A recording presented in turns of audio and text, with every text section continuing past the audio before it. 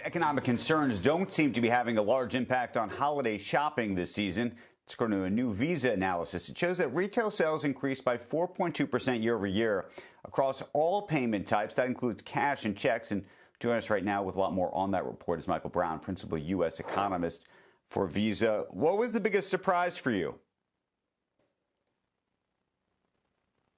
Was just the resilience of consumers. As you pointed out, we have seen sort of much softer consumer sentiment and consumer confidence measures relative to the same time last season, yet consumer spending held up. Now, you might be thinking this is all due to inflation, right? But even if we adjusted our 4.2% number for that shopping basket of holiday goods prices, we'd still be up about 2.2% in inflation-adjusted terms. In terms of spending, though, I think we're all trying to figure out, everyone talks about this sort of tale of two cities. Are you seeing a sort of a high-low situation happening? So I describe it less as a high-low, but there's certainly a lot of bifurcation going on in the consumer spending story. Just look at the Atlanta Fed wage tracker data as an example.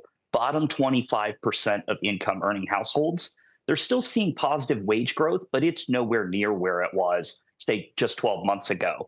And I think these underlying cross currents are certainly creating this divergence, not just in income, but also in the resulting spend behavior that we're seeing across the income spectrum.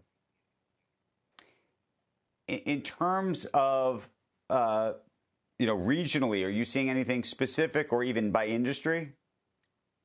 Well, what I would say is by industry, if we kind of look at retail or just goods versus services, we continue over the last several years, actually, we've seen this continual pivot of more experiences, more services spending. So this is more prominent, as you can imagine, among younger consumers, but we see, greater interest in travel around the holidays and those sorts of things rather than so many things or stuff.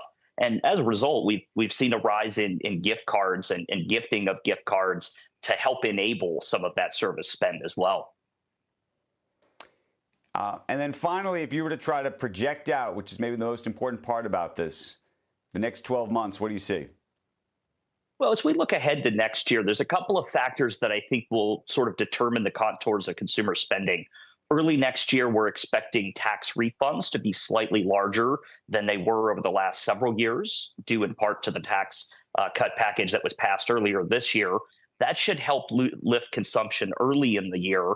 And as the year progresses, we're expecting more modest inflation, still be present, but not nearly at the rates that we're seeing today. And along with some Federal Reserve rate cuts, we think the combination of those factors will be supportive of consumer spending growth.